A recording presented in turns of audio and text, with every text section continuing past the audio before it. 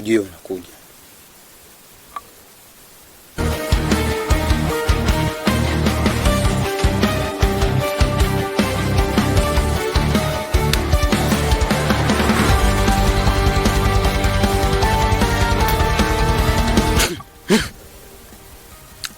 Nakusikiliza. Mimi bwana nimekuja mtaalamu. Mimi na shida zangu hapa zinaniponza huko mtaani.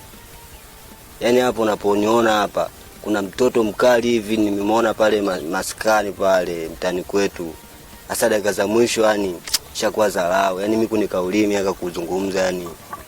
Yaani mimi ndo hamna yani. Mtaalamu mimi nataka unisaidie.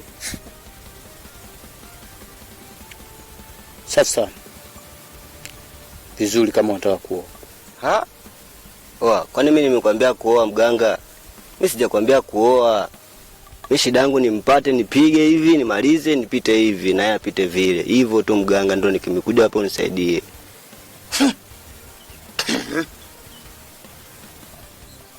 Nisikilize kwa umakini.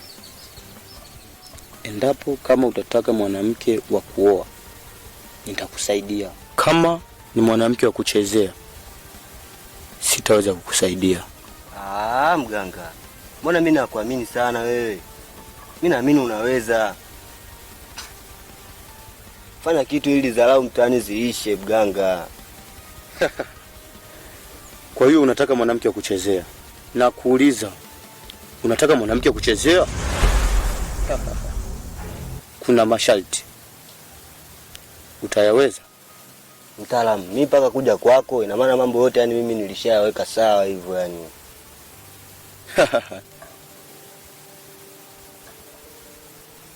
Cheche kule. Cheche kule. Kuvisa langa. Acheche. Acheche. Sawa. Kuna masharti machache nitakupatia. Tena unisikize kwa makini. Sharti la kwanza, nihitaji uniletee mbuzi albino. Sharti la pili, nihitaji uniletee mtoto wa sisimizi. Uniletee na mkojo wa kuku. Ukifanikisha hayo, basi jambo lako litatimia. Unaniangalia? Yatimize hayo. Au sio? Kwa hiyo unachukulia fala au vipi? Wewe masharti uliyoongea hapo unayaweza? Wewe ni mganga takataka wewe. Kwa mfano, nimekupa pesa unitafutie hivyo vitu, wewe unaweza kuvipata? Sina kuuliza. Unaweza kuvipata? Unaweza kuvipata?